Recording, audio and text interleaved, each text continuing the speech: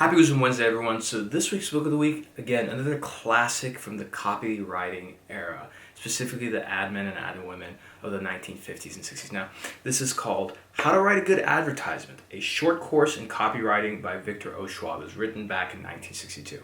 Classic book. I originally heard about this book actually from Scott Adams, famous Dilbert cartoonist, but of course trained economist, student of persuasion psychology, and he has a list of must-read books on persuasion, and this was one of them.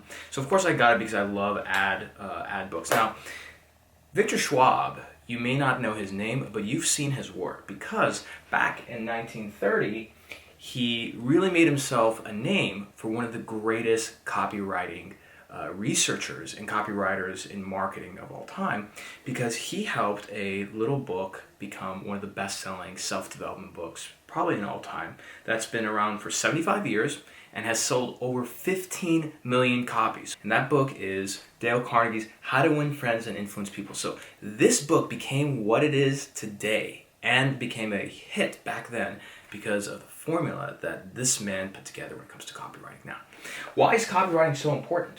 Right? It's not necessarily this is a skill set for marketers. That's the mistake. Because this is a skill set for everybody, especially salespeople, especially now during the pandemic. Why?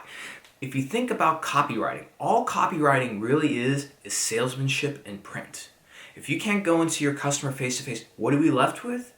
Two main channels right now as a salesperson: social media and email. And really that can be compiled all into messaging, right?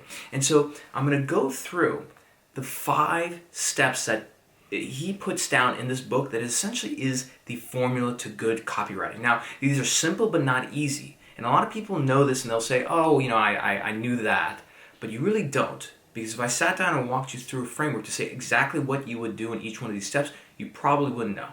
And as a reference point, I'm going to come back to a specific type of customer that is found in the classic Crossing the Chasm by Jeffrey Moore, specifically early adopters.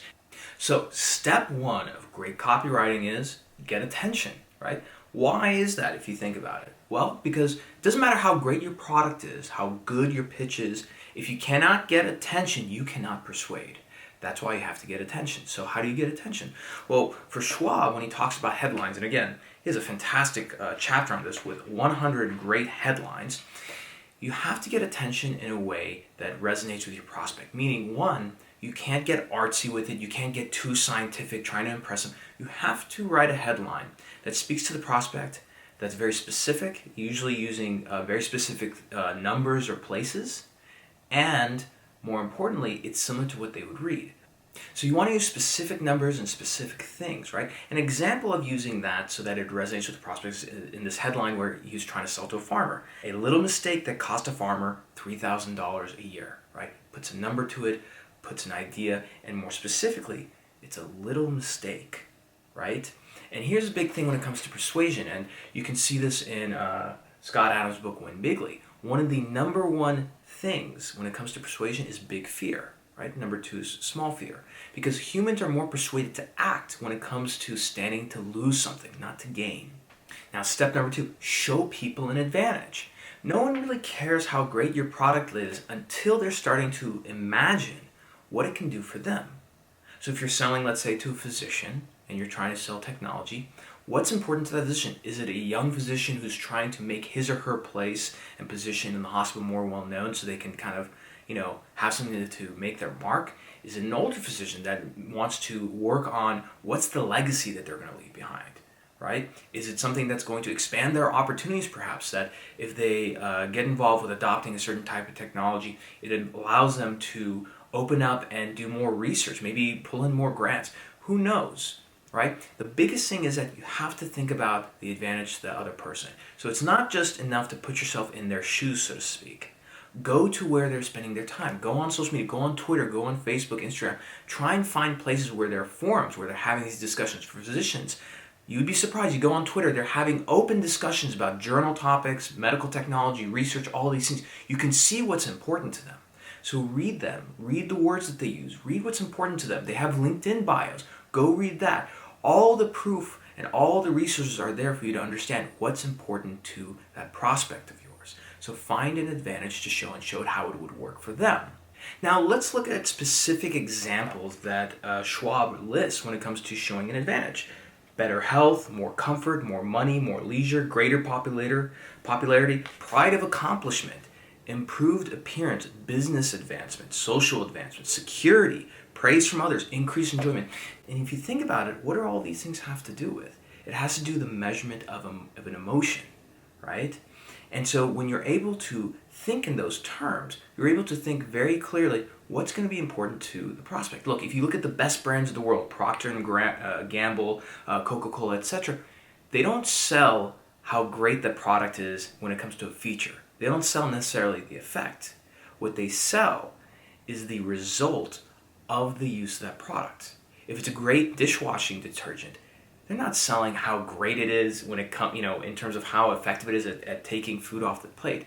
What they sell is the amazement that your family or you have when you pull the plates out of the dishwasher and they're sparkling so clean and bright that you can see your reflection there, right? Sure, there's a bit of a product feature in there, but more importantly, we need the emotion of understanding what's in it for me and what's the result that I'm going to get and how is it going to emotionally impact me, right? And even when it comes to things like high-tech medical technology, that's the same thing.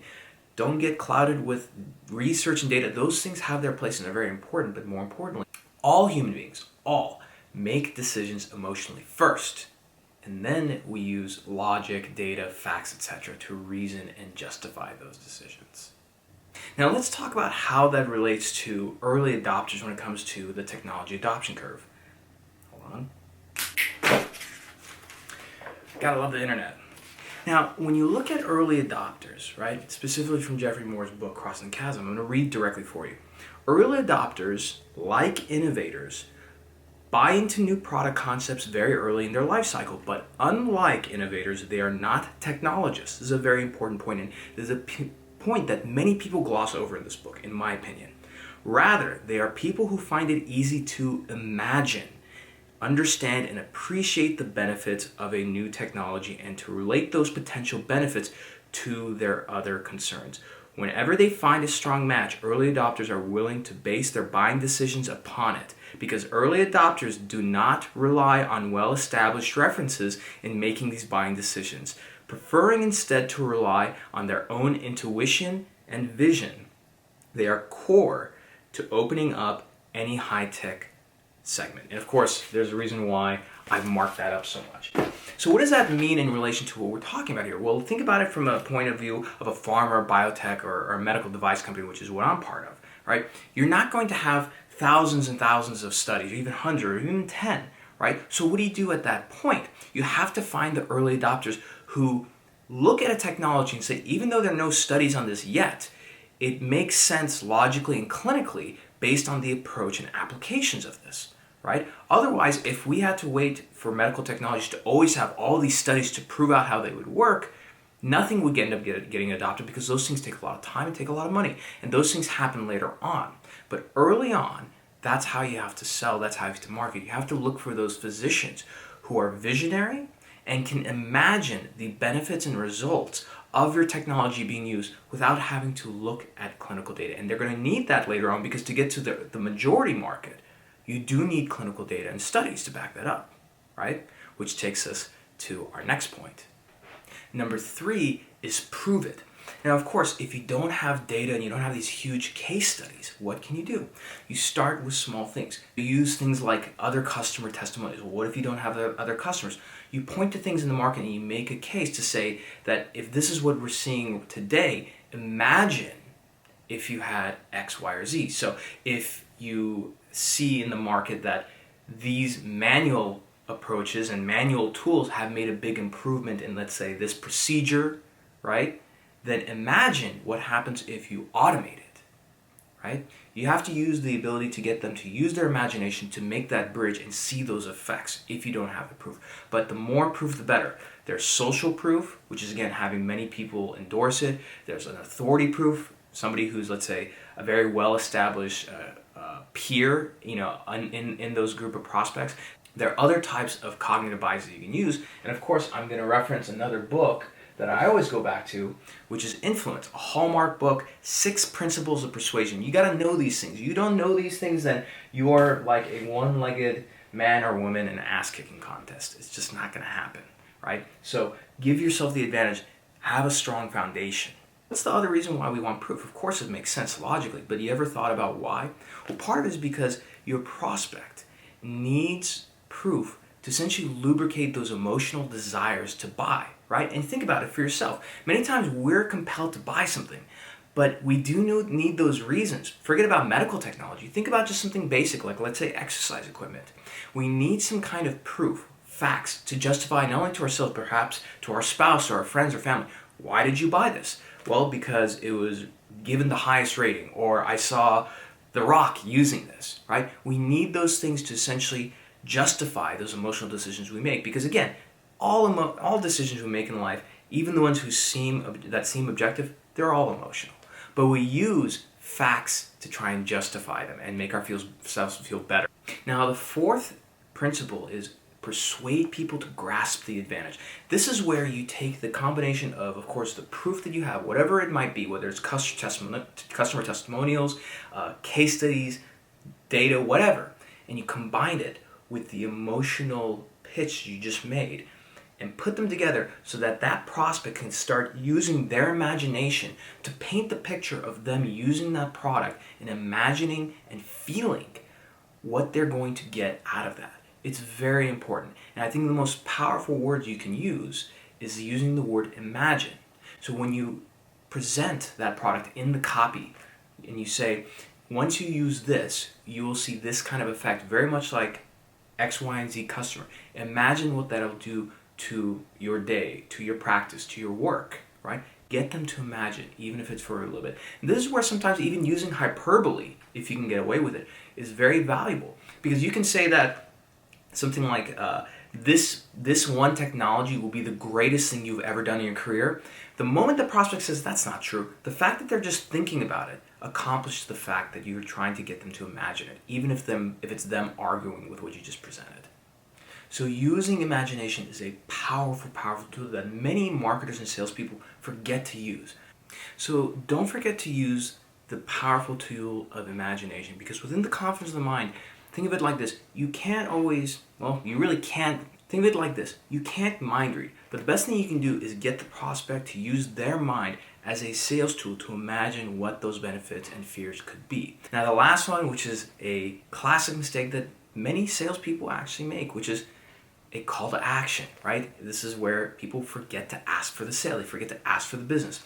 And think of it like this. Within one email or one message or one interaction, you're not trying to sell them the whole dream right there, right? The whole key to great copywriting is getting someone to read the headline and then get interested enough to read the body, and they'll go a little bit more and a little bit deeper. So the same thing with your prospect. With a call to action, it doesn't have to be, hey, let's schedule you to trial our product. Maybe it could be, would love to just get on the phone for 5-10 minutes with you, hear a little bit more about your interest, maybe get a little feedback of what you liked about the demo that we sent you, right? Or perhaps maybe it's just, hey, click this link, take a look and read this very interesting case study, right? Small little actions, small little yeses eventually amount, and they'll build up in momentum towards the adoption of your product. So that's the book of the week. I definitely recommend that you go out and get it. And this is a skill, right? This is a skill that no matter what you do, whether it's marketing, sales, you go become an engineer, I don't care what it is, having skill set in good copywriting, persuasion, will always benefit you.